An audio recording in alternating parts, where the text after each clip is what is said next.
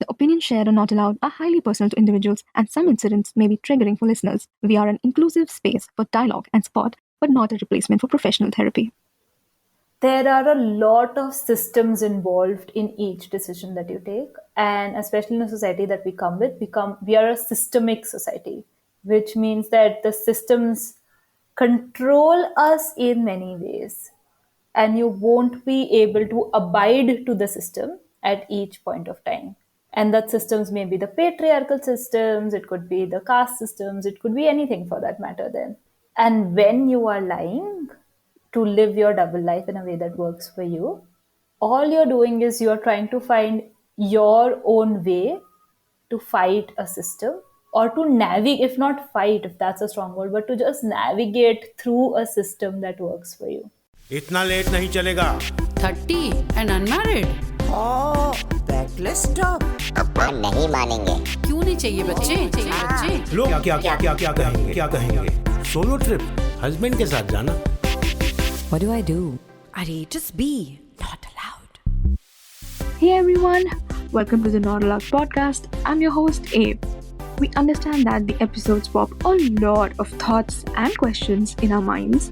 So here's our Get Aloud edition, where we freely discuss it all with mental health professionals and other experts, as understanding impact is always a step towards finding possible solutions. So let's start and get aloud. Today I have with me Shubhika, who's a counseling psychologist, and she also works for the Symbiosis University. Hi Shubhika. How are you doing? I'm good. How are you? So, I have looked at some of Shubhika's work and I have found something very interesting. She has an interesting idea that she talks about, that every day you wake up, you have spoons full of energy. That is And correct. yeah, I think that's an amazing way to start. That okay, I have 5 spoons today, and like, where do I spend those 5 spoons? I think today I don't know how many spoons are, but I know that I have quite a full jar, so I'm good Okay, like perfect. that. So I hope you also have that, and just we can get started. And there's no Absolutely. yeah. I'm really excited for this, and thank you so much for having me here. Yeah, And yeah, thank you so much for coming. So yeah, let's get started. So our as for our first episode, we spoke to Saloni and Sarika. With the kind of lot of incidents, lot of things that they faced or we face in general when it comes to living this kind of secret double life, yeah, there's a lot of fear because you are lying. A lot of times you are lying. So just because there is no other way, you have to go around lying to your family, maybe your relatives, even sometimes at work. You never know where and when you have to just be prepared with a bag of lies. So, but there is always that fear somewhere that, oh my god, I have to constantly live this life where I am just not being honest with everyone, and what if I just like get caught someday? So I what kind of impact does it have when you are constantly living this kind of a double life, constantly lying and just living in that fear that I don't know when will all of this just crumble, and I would just be exposed, which would drastically change my life. What kind of impact can such a fear have on our minds? yeah. I think that's such a thought-provoking question itself, and I'm sure that a lot of your audience may be relating to it, because so many of us go through this on a day-to-day basis, where even not just like in big lies, but like what we call a white lie, right? Where you are just saying something just because if you say the truth, that's going to create a lot more hassle. Yeah. And it comes with so much of guilt constantly. Like, I think with my clients and in conversation with my peers, one thing that constantly comes up for us is just the guilt that we experience of how it's wrong to lie. And especially in an Indian society setup, we have been taught that this is our value system, this is wrong, this is right, and it's such binary terms that the nuance of why we are doing what we are doing gets lost so many times, right? Like, let's say if a woman is going out to meet a male friend, and at home is not telling about it, or telling that she is going to meet friends. Yeah, Just friends. I mean, it doesn't even have to be Exactly. the stage of who I'm dating and I'm hiding. Just that it is a friend. It really is a friend. Yeah. Exactly. And even that may come with so much criticism Yeah. that at that point you either stop doing things that work for you, basic things that you want to do, or you Mhm. just lie your way through it. But the impact that it creates, I think what I have noticed is one, a lot of guilt for people who are constantly doing this, because it's such a constant day to day thing that you are leading a double life in like small margins. But I think the second thing that it also gives is a lot of agency to then Mhm. live the life that you want to live. Of course, maybe not to the fullest extent because of the limitations, but here and there in some capacities. And that's so important. But coming back to our original question of impact, I think it definitely takes a lot of brain space. Hmm. It definitely makes you question your sense of self a lot more. It definitely makes you think whether what you're doing is right or wrong. And if it's really necessary to do it, like you would rather not do something than, Yeah. Don't you yeah, like come up with excuses in your head that, you know exactly. what, maybe I don't need to do this. Maybe I don't need Yeah, to meet this friend. Maybe I can let go of this opportunity. Maybe I'll find something better. correct. You try to justify it in your head itself because sometimes you're like, okay, I can't do this, but let's not just feel bad that, okay, I cannot. Let's give myself some excuse, some reason that in my head feels that, okay, I didn't get to do this not because I'm not allowed, just Yeah, because maybe it's just better for me.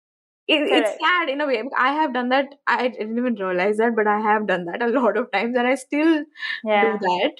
And yeah, that's just enlightening in such a way that you kind of sabotage your own yeah, plans, your own well-being, your own growth, and try to justify it only because of the fear of getting exposed. So somewhere it hampers.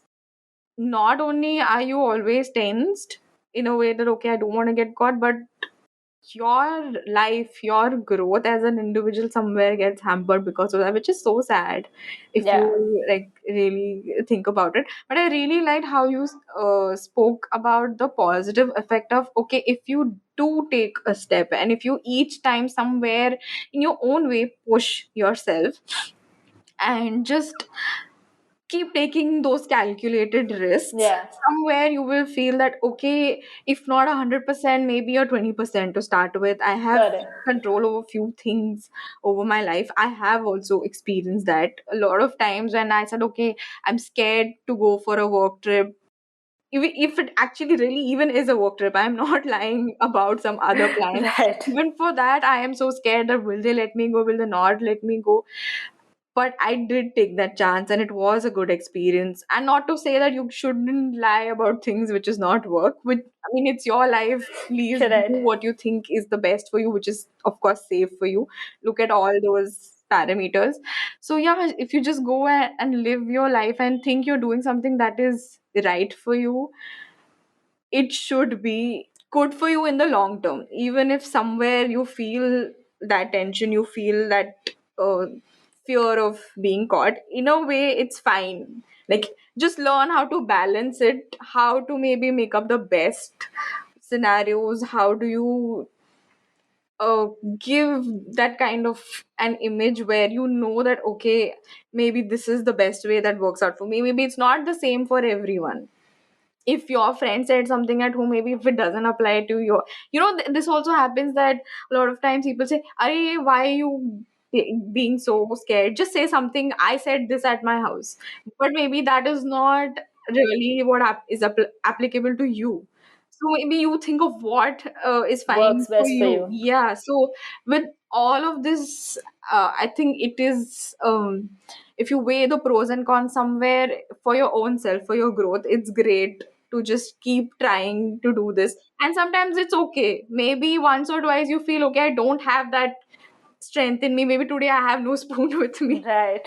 So it's fine that today I don't want to, but maybe try to maximize it as much as you can. Take those risks and live your life. That's a great, wow, amazing. Like, just the first question itself you've solved in such a nice way. And yeah, as you mentioned, the very next thing that I was going to come to is, chalo, you did this, like fine, I am taking agency, like I am living my life in the ways that I can. Even once you go ahead and do it, the next obstacle that just slaps you in your face is Correct. that guilt. And Right. immense guilt that always eats you up, that, oh, I lied at home for this, I was not honest to my friend for this, whatever the reason may be. And even if you go ahead and do it, that guilt will make you feel that, you know what, this is the last time, I don't want to Correct. keep repeating this. I have drowned in that guilt for ages, and I'm sure there are so many of people who are listening to us today will relate to this. How do you kind of tell yourself, or what do you do about this guilt that does not just keep eating you up? Yeah, no, I think it's so relevant, and especially in the society that we come from, Hmm. guilt is something that I think is an underlying emotion that we are constantly experiencing, Yeah, because you're never going to reach a place where you're going to meet society's all expectations, and of there's always course. something that's not working as per the patriarchal idea Tell me about it. that, that goes around the. So yeah, I mean the guilt is definitely a major factor, and it also, and because the guilt is so strong, so a lot of Hmm. people don't want to go through that experience, very fairly so, and hence how you said initially that like we lose, then we rather not. We explain ourselves that okay, this is not as important. Why do this? Hmm. And this is what we call as rationalization. So you rationalize in your head that okay, I don't need to do this, because if we look at it in terms of that okay, I'm not allowed to do this, that again takes away our agency. So I Hmm. would rather explain myself that I'm choosing not to do this because it's okay, it's not worth it. It's not worth going on the trip with my friends and spending like a big amount.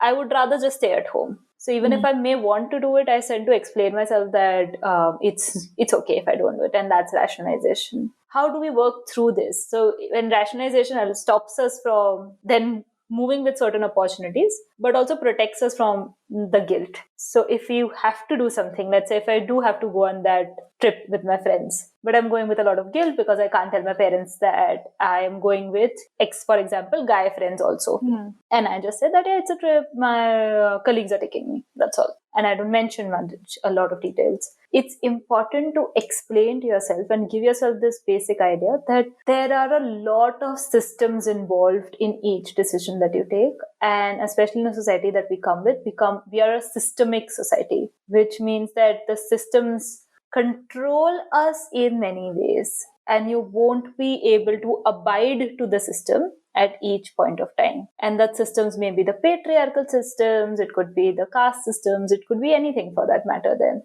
And when you are lying to live your double life in a way that works for you, all you're doing is you're trying to find your own way to fight a system, or to navigate, if not fight, if that's a strong word, but to just navigate through a system that works for you. And that's very important. So you're not lying to get away with it to your parents as such. You are trying to Hmm. do this to build a know-how, what we call in Hindi a jugaad, to Yeah. live a Hmm. life that works best for you. And that lens is very important, to not feel constantly guilty, because I know a lot of times married women in their 30s have kids and they come and tell me that they want to take a break from the kid, like not from the kid, but just this idea of parenting and constant, because mothers have to take so much responsibility, and then they're tired and they want a break, and they can't tell this idea, and they can't even say it out loud that I just need a break from this for some time, because then it will come with that you're bad mother. How can you take a Yeah, I mean, break from your own kid? motherhood is seen as, yeah, that was another point, that, oh, you have to be the supreme figure of Correct. sacrifice. And if by any chance that at any point you, for a second, your attention diverts from Yeah. not, which is not being a mother, Yeah. you are seen as a villain. Like, Correct. how can you How can think you? of your well-being for even 1 second? How Correct. dare you do this? So yeah, I think it's also to tell yourself that, as in, I don't know where I read this or heard this, but there are days when, like you mentioned, if we are so guilty or we feel we don't have the Yeah. energy, the thought of, you know what, I deserve to feel happy. I Yeah. deserve to get this chance to bond with my friends. I deserve to get this chance to go Yeah. live in another city, to grow and to build myself as an individual, however small or something as big as completely Correct. shifting to a whole new country, whatever it can be.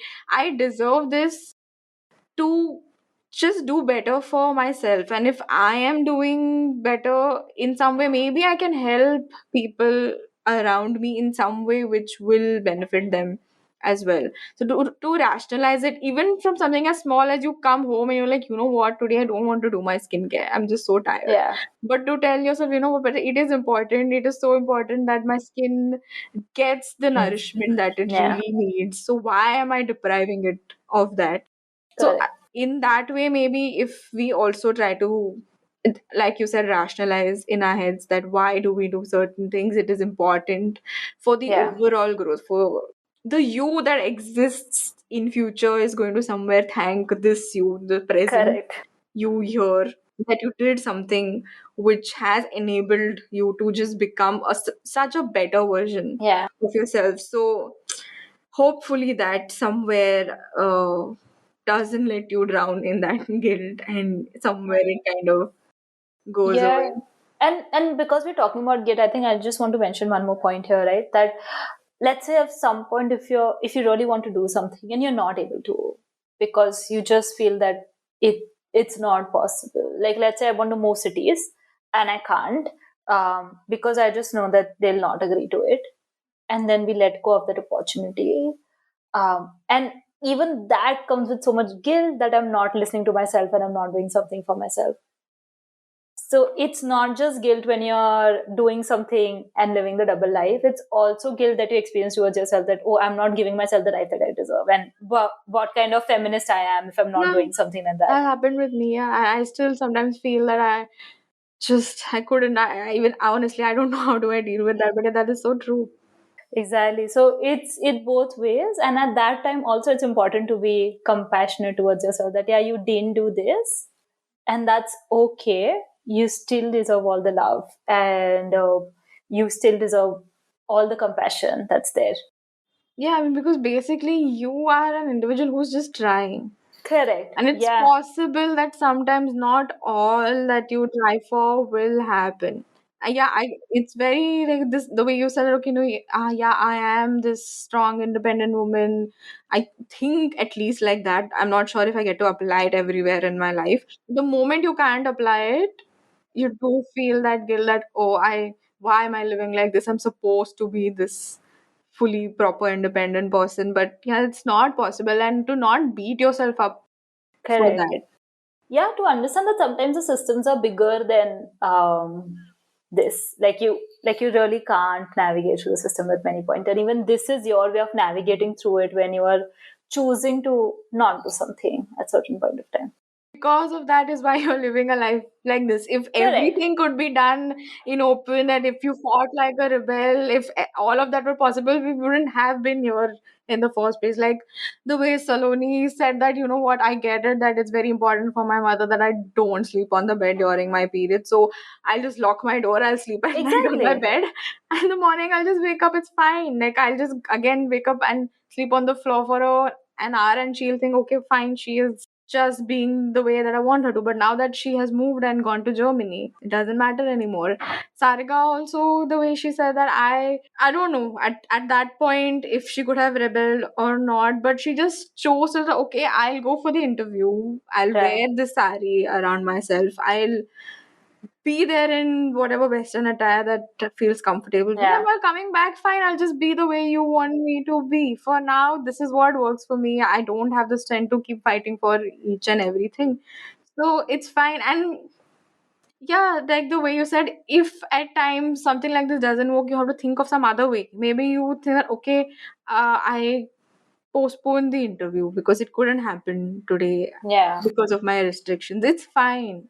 Not to always beat yourself up. I think that's a very, very important point that you mentioned. Thank you so much for that, because I think somewhere we the way people have to live their lives with all these restrictions, we put a lot of load on ourselves, that Yeah, with the kind of voices that keep going on in our head, that we have to somehow catch up with everyone. We have to somewhere, if people are living their best lives, if I can't be 100%, I need to strive and get to that 80-90% at yeah, least. But it might not always be possible, and to tell yourself that it's fine, just trying itself is fine. It's a very, very big thing. And self love in general is a concept that I think is very difficult, especially in this culture that absolutely. we live in. We're not told to always be proud of the things that we do, be happy and satisfied with whatever progress that we have made.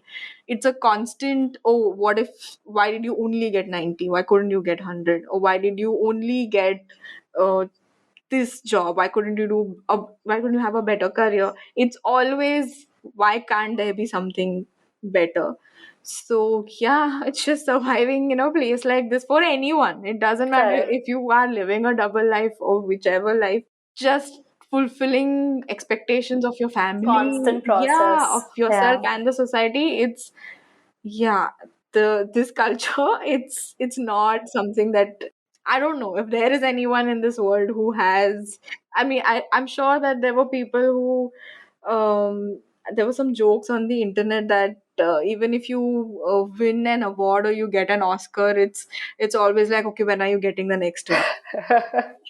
correct. Never that, okay, that's fine, that this is enough. That word is never there. So I think it's time that we tell ourselves that whatever we do at every step, somewhere it is enough. And it's okay to just keep moving on and not be that harsh on yourself, because already the world is against you. So you don't have to be against yourself. Like, at least have that one person as yourself who's in your team always. So I know that this conversation somewhere would be relatable for people who are going through this. Correct. Now, what would you like to tell as a mental health professional to people who are listening to this but don't relate to it? It can be people like, say, parents or Yeah, teachers who have children around them, who have people around them, yeah, who probably are living such a life, and they don't know the kind of restrictions and yeah, everything that they put their children through, or even say as matter of friends or colleagues yeah. who somewhere might have people around them who are going through all of this. What kind of impact does it have if you keep pushing them, you don't build a space for honest conversations, for that, just that space where people can talk to you. I mean, growing up, and still I am sure there are so many who would relate, that there is just no space in the house to talk about what you are going through, what is happening with you. uh, you just have to be a high functioning individual no matter what comes your way. And this can be at work, this can be at home. What would you like to tell such people of what is it that they're doing, that their behavior is putting these people through, and what is it that they could do to help? I think the first thought that I'm having is to clarify that even if there are systems that put us through this, right? Like, let's say parents or teachers or cishet men for that matter, like, we fully acknowledge that it may not be a conscious thing that you're doing to put Hmm. someone through trouble. So that's something that we can completely acknowledge, that is just something that you're doing because you don't know better. So that's one that I just want to clarify there. In terms of what I would like to say is, it's important to just listen, and it's so simple, and I wish that we did that a little bit more. But just listen, like, just sit and have a conversation and be open to what the other person has to offer and say, to understand that your biases are also coming from a lot of systems, and that's okay. But the idea is to then unlearn and relearn something, and that will happen only and often if we listen to the other person's experience of what they're going through or what our actions are putting them through. Like you may be just telling your daughter to not go out after 9 p.m. to meet like a guy friend just for safety. And that's completely understandable that you care for safety. But if that's communicated just as don't go out post 9 p.m., you are restricting her to do things that she wants to. And at that point, to listen and just trust her perspective on this is equally important. So that's one. And second is to be compassionate. I think all of us need to do that. To be compassionate of the other person's experience, to be respectful of the other person's experience, to be compassionate to the boundaries that a person is setting with. That's something that we need to do a lot more as a society. And that's what I would like to say. Like, listen and be compassionate. Listen so that you're more open to unlearn and lead on, and compassionate so that the other person can also feel that they can talk to you, that they can open up about their experience to you. Because I think when we are leading these double lives, sometimes it just becomes so much as part of our system, because we feel that the other person will not understand. Like, why have this conversation when I know that this other person is not going to understand? So then this other person needs to take an active effort to make me feel that, yeah, like you can talk to me and that's okay. And we can have a conversation and then we can decide what works best for us. Yeah, like you said that it's fine as a parent sometimes to put boundaries, like, okay, you can't go out after a certain time. I think that works if you are someone who is not an adult yet. So to for your parent to take a decision in those terms, fine. But once you're an adult, yeah, even after that, I don't think at least Indian or South Asian parents understand that, okay, there is something known as boundaries when you become an adult. But even if you have something in terms of, say, concern of safety, say that, okay, I'm concerned about Yeah. safety. It's not that I don't want you to go. But that's another thing. I'm sure there are a lot of parents who just don't want their children to be Yeah. out for whatever sake that might be. But that's Exactly. not how the world works anymore. Yeah. So to even understand what are you doing as parents, and who has just put this system that your children should not go out. If it's safety, there's a way out to it. If it's not that, then there is something that you need to work within yourselves to rewire yourself in a way that, okay, this is not how the world works. It is not shameful to be outside. It's seen in a way that, oh, she's coming back at 11, she's coming Yeah. back at 2, like what kind of a girl is she? Those things somewhere need to just, like, they need to be gone. But yeah, it's going to take a lot of time. As you said, boundaries itself is such a non-existent thing in our society. For I can't imagine the most bizarre things Yeah. would not. I think one of the most shocking things that the whole at least the country saw. I'm not sure. Have you watched this show Indian Matchmaking? I have so many opinions about it. And then there was this episode, I think, where a guy's mother had just charted out this whole plan that you have to first get married, and after that, when your brother have a baby, and it was just thrown out there in the open. Like, he's like, what has that got to do with me getting married? And I have no clue if the other Yeah. son had spoken about it, but it looked like, okay, there was just no plan that this is what the family wants, that you get married and this other child will have Yeah. this child.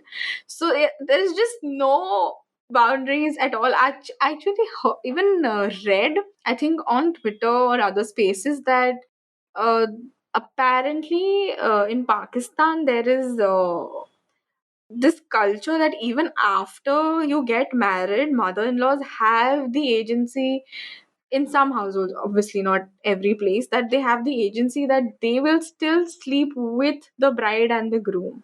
That he is my son, so I have the right to sleep in the same room. I have the right whether the Right. wife will get pregnant or not. I control her birth pills. So if it's on the mother-in-law that if she wants the daughter-in-law to have a child, Right. she will not allow her to have any protection. And if it's the other way around, that if she in any way doesn't want a grandchild, she will do whatever it takes. That they do not have a grandchild. Or for the other way around, what happens in our society as well, that if you want a child, they will drag you to doctors, think that there is something wrong with you, or take you to all other religious places hoping that solves it, send you endless WhatsApp forward. So even when it comes to something like planning your own child, it's not in your hands. The boundaries just Absolutely. I don't think exist. the timeline has been set by, Yeah. it's like a heteronormative manual, as I call it, Yeah. that has been set, which has like timelines of when you should marry, then once you marry, then when the first kid is going to be, and when the second kid is going to be, and then this and that. So it's a full thing that needs to go in a certain way. If it's not going a certain way, then something is wrong with you, not with the system, because the system is apparently working for everyone. So something as personal as this itself does not have a Yeah. boundary for everything. That if you want to go, like the way even the episode Sarika talks about, that once after she got married, she was not told that she was supposed to wear a ghungat, and now she just had to wear a ghungat, and there was no way around it. Even after that, when she wanted to go out, she wanted to just go out and chill with the husband, but even for that she had to wait so that the husband can somehow convince the mother-in-law and let these two grown married adults just go out Right. and have like a day out or whatever that is. Even then there was just this layers of permission, and I know that in so many Yeah. families, like, okay, if your mother has said yes, the father has to say yes, the grandparents have to agree, Yeah. just for something which should be like your decision. Like, it's just your Correct. the simplest of things you don't have agency over. So yeah, that can be so stifling. i, Absolutely. I have lived through that for so long. I don't know how is it that somewhere we say that this is the way society is, but even trying to get out of this is seen as you're an evil person. If you want to live your own life, you want to stay with your husband in a separate house, this is the the moment you utter that, you are labeled as some evil sun snatcher woman. Right? You're trying to break the house, too Yeah. modern. Two two more. Yeah, I think this there's a famous line that a lot of these matrimony profiles have, that want a very adjusting, family loving, something that you have to be very Right. understanding and family loving, prioritize family values. It Yeah, just family means oriented, that, no? yeah, oh yes, family oriented. That is the phrase, that you have to be this person who puts family above everything. That just means Right. forget about all your wishes, forget about what the way you want to live life.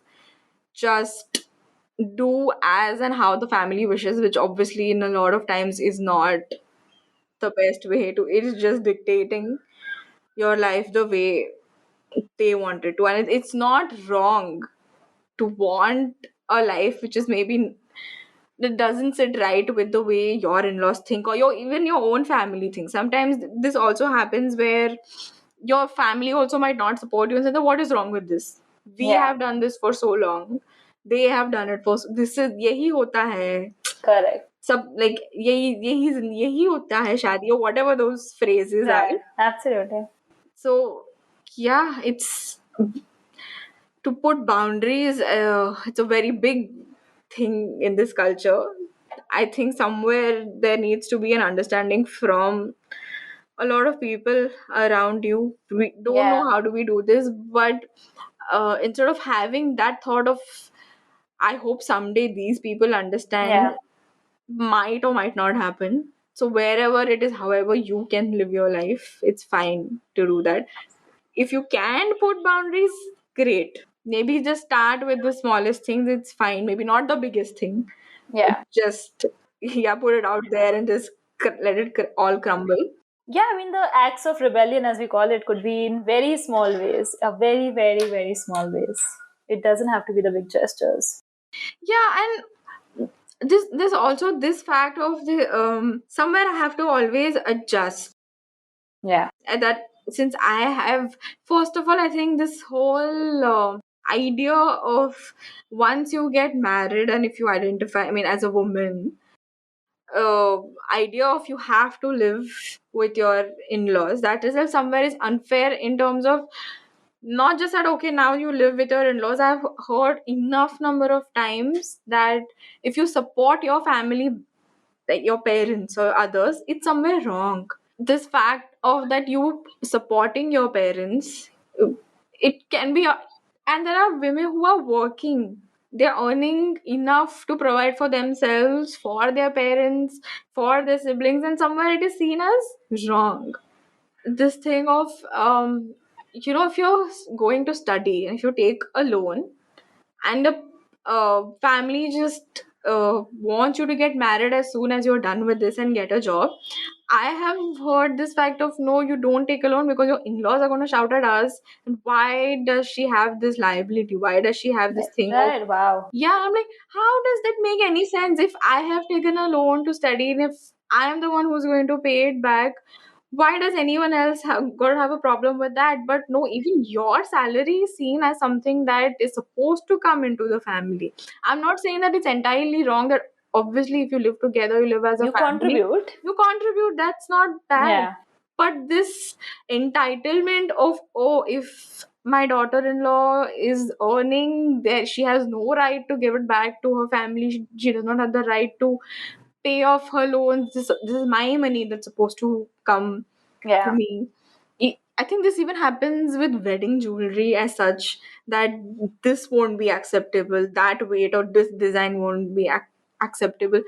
No one cares for if the bride thinks this is something she wants to wear, this is going to Right. suit her. Does she like the design? Does she even want jewelry? Does she just want to invest all of that and just wear something for the day and be done with it? No. I These things just boggles my mind as to how much people think that they have a Absolutely. right over what is it, that it's supposed to be entirely your decision. But no, there is no putting boundaries or setting up any such. Yeah, so it is quite an issue with that. So yeah, there are a lot of big battles to fight like this, so just one step at a time probably is where we can take. And also this fact of you know this is my battle. If I get married into a family, if I have issues, my husband is not really supposed to meddle with that, because well, how can I ask him to take sides? How is it that it's possible that Yeah. I just expect for him to stand up to me? I need to solve my own issues. Right. So, but you left your whole world and you went and joined that family because of this big Yeah. promise that was made to you that he is going to be there for you. Obviously, he's not that he is your bodyguard and he's going to just be Yeah. that and there's no other role. But there is some responsibility of both. Of course, as a wife and as a husband, or any two partners who are in a marriage, you are responsible for each other. Yeah. So there is no such thing as it being wrong to expect support from your partner. What do you think, especially with our culture? What kind of, have you come across such cases? Have you seen such things? What have been your experiences? Yeah, I mean, absolutely. This is such a common theme that cishet women come up with in marital setups. Like, let's say, as simple as when if the woman is having a fight with the mother-in-law, then the husband will not interfere in that fight, or you can't expect him to resolve the conflict because then that will impact his relation with his mother. So that's Hmm. not okay. So you do your own thing, or basically you compromise. Like that's Hmm. the main thing, that you don't pick up on these fights. And then how for the woman it can be such an isolating experience, because like I said, that this Hmm. person has left everything that they've had built till now. For let's say if a woman is getting married at 26, 27, she had built a life till 26, 27. It's not like life was on pause. She had very much built a structure that worked for her. She has left that structure, come to a new structure, and in that new structure was promised that this would be given, and then you'll be treated as a unit and a part, and then she's not treated as a part, and then she's expected to not even talk about it and Yeah. to not create an issue and adjust to whatever's happening. And that in itself can be a very isolating experience and can also lead to a lot of conflict between the marital couple themselves. Like how a lot of times couples therapy we see this a lot, where couples come because of the issue with in-laws and how they have different Hmm. value structure on how to approach in-laws, where one person wants more involvement of the in-laws, one person wants less involvement, and the person who wants less involvement is always seen as you're wrong, the villain, the home wrecker, sort of. Yeah. Yeah, and that definitely shows up a lot. Yeah, that's what I've whenever these problems get discussed in even a lot of women groups, I think that's where I sort of read how people were standing up for each other and they were talking about, you know what, you don't have a problem with the in-law in terms of you Yeah, can't expect them to just change just yeah, radically. It's up to your partner, whoever that might be, whichever side, like correct. if it's this side, that side, if there is something that is not being resolved, uh, if it completely makes sense, like you aren't saying something outlandish, then your partner is supposed to support you, like to stand Yeah, with you in those times. You can't be just singled out like that, that oh, she wants this or he wants that, and this has got nothing to do with me. Then it just feels like, okay, I am not um looking at something which is helping both of us. I am just trying to get something which is beneficial for me, which is not true.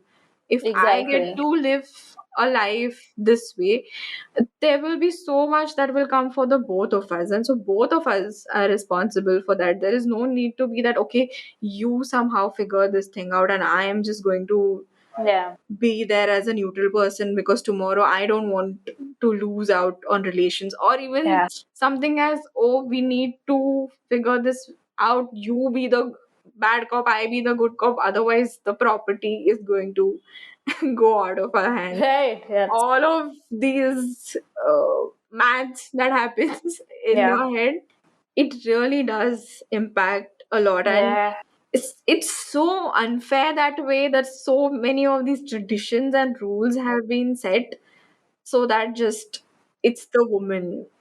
absolutely. And when that happens, so what I've also seen is as that's happening, and as let's say the entire then family structure, if you look at it, the husband, the in-laws, all are saying that you are expecting too much or like your expectations are wrong, and then it becomes about, oh, you are making a big deal out of it, Hmm. and then it's the woman who starts questioning herself and becomes about, oh, am I really making a big deal of something? Is this not correct? Is my expectation wrong? Should I not have expected this at all? And Yeah. that in itself becomes like this loop where you're constantly questioning yourself, and that really takes a toll on your self-esteem. Because I know women who come in therapy and tell me that help me treat my depression, or help me um, with regulating my moods better, because I think that I am reacting too much. Oh wow, that thing that she reacts too much, she Yeah, just gives back too much, like yeah, इतना hyper क्यों होना है? These exactly. phrases Yeah, I have heard so much, that why can't you just take it as it is? Why can't you also agree at times?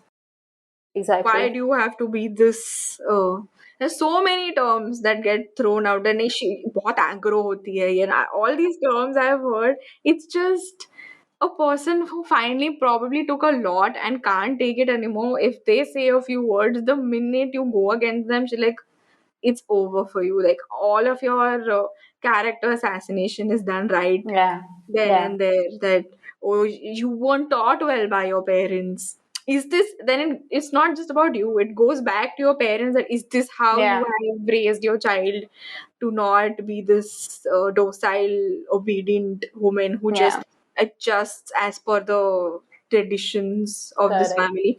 And in a way, I think women are brought up to be this symbol of a great product in a way. Yeah. I had written about this back then as well, that you are just raised to be this person who gets amazing approvals. The moment Yeah. it's like you have gone to that other house, they have an image to maintain, like their brand, Yeah. and you are the product who are Correct. representing that Correct. brand image for them. And if there should be no complaints. Right. This should absolutely, you cannot tarnish what this brand has been doing for so many years, which is so wrong. Yeah. Absolutely. It's not the greatest to feel like someone who is obligated to go and behave, in a certain way. It's fine to have your own voice and the way you want to live your life, but to do that, obviously there are so many obstacles, there's so many things that come in your way. And sometimes you might feel like, okay, I can't do everything by myself. I probably, if I had some friend, if I had someone I could rely on, if I could just have some support system. But again, there comes this notion that, you know what, if you have problems, you got to solve it all by yourself. You have to be this cheerleader, this boss girl who figures everything by herself. Independent woman doesn't need anyone. I think it's good in a way to know that you have strength and you can fight, but there is nothing wrong in asking for help, or just having some kind of support system that cheers you on as you go through this journey. What would you want to say for something like this? That isn't it, in a way, harsh to say that just figure everything by yourselves and not have any support system? Yeah, absolutely. I think it's very unfair to have that expectation from any of us, and that's something that often adds to the taboo of approaching therapy, approaching counseling, because when people approach counseling, it comes with this notion that, oh, I'm weak and I can't do this, and that's why I have to take help, and that's not right. I should be able to be doing this on my own. And the entire approach is so problematic, because then you're putting so much pressure on yourself to figure everything out by yourself. Like, you don't think that it's your responsibility to be a plumber, or you don't think that it's your responsibility to be an electrician, but you think it's your responsibility to take care of your own mental health at all points of time, when it's not. Like, of course you take onus, you take responsibility, and then you seek help, and not just from a professional, but in any form, any form. Like, a major support system is the people around you. It's important to approach people, to talk, to be open, to have this conversation. And I think what restricts a lot of times, especially in the context that we are talking about with women, it's often said that these things should not be talked about with Yeah, others. don't say that, don't reveal all It's a this. family Yeah. thing, right? And it happens so much that even then talking to a therapist comes with so much guilt, so much restriction, that, oh, what will they think about my family? I can't talk about all this about my family. And they're shushed down upon so much. But it's important to tell yourself that as a society, we are a collective society. We promote so much collectivism. So, but when it comes to taking care of mental health, why does it just become an individualistic idea? That time, where is the collectivist care that we all deserve? Self care is great, and all of us should invest in that and focus on that. But sometimes self care is not enough. Yeah. Sometimes you need collective support. You need people who tell you that, okay, we got this and we got you. And that could be as simple as, if not friends, if not family, but like a support group. And that's the beauty of like group therapy and support groups, because it just allows you to hear to people with similar experiences, to build community support, which is a major part of anyone's life for that matter. Yeah, so it's somewhere unfair to think that, okay, I have so many obstacles in my life.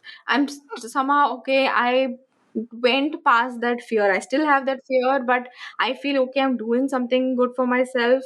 I go past that guilt that, okay, I might feel a little bad about this, but overall it is for my good.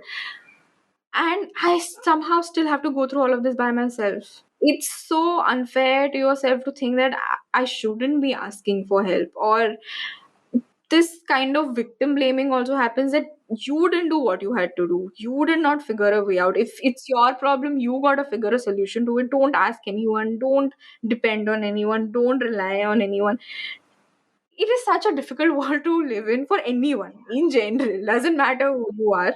And especially when you come with so many more obstacles, it's fine to feel that, okay, I might need some help, I might need some assistance. Maybe you can help them in some way, which has not got nothing to do with living a double life. It can be something else. So to keep this mentality from both sides, from you yourself thinking, no, I need to prove myself in some way, I need to figure everything, and from their side to feel that why should I help anyone, they should just come up with solutions and it's your duty to figure your way out. It might be a little unfair. So nothing wrong in thinking, if I reach out, like you said, to a support group, if you're maybe not that comfortable with your friend or someone in your family, there are other resources to reach out to. So yeah, I think it's great to just, and I think there are so many people who would want to help. There are people maybe who would love to maybe do something for you, so never hesitate to ask for some assistance. It's fine. I think with that we have covered a lot, and it feels so great to talk about all of this in with such an open mind, this open space. And yeah, but I think we would want to leave that message of it's fine to figure things the way you want to, but it's also okay to ask for help. So I think with that, I would like to thank you so much for coming for on this show and giving us your time and like, really resolving all these questions in our heads. And when it comes to the matter of help, where can people reach out to you in case they want to get in touch with you? Yeah, I mean, firstly, thank you so much for doing this, for hosting this. I think the topic is amazing, like we discussed before, also. It's something that needs to be out there, needs to be spoken about, and I'm really glad that you are taking this up. And in terms of reaching out to us, so we have a website running. It's called www.shubhikaagarwal.com. It's on my name. And in that, we have a team working with me, and it's a very small team. It's new, we are building it up, and yeah, you can always reach out to us, book an appointment if you have any queries. Also mention my email ID. But yeah, I'm really thankful to be a part of this. Thank you so much for becoming it. It means a lot when people believe in Not Aloud and give us the time and become a part of it. So this was our Get Aloud edition with Shubhika Agarwal. And like she said, her work email is shubhikawork@gmail.com. Don't worry, I will be mentioning everything like credits, contact details, links, and all of the useful information in the show notes or the description. So don't forget to check that out. Also, please do rate and review us, leave your likes and comments. That would be very helpful for me to understand what could I do to make this better for us all. So yeah, that's it for me this time. I'll see you in the next episode. To all our listeners, if you have any Not Allowed stories to share, and for all future episode updates, please follow Not Allowed on Instagram, Facebook, and Twitter. Our episodes are available on Spotify, Google and Apple Podcasts, YouTube, and other streaming apps. Also, if you want to share your thoughts or send in questions for our experts, we'd love to hear from you. Thank you so much for tuning in. I'm your host, Abe. See you next time.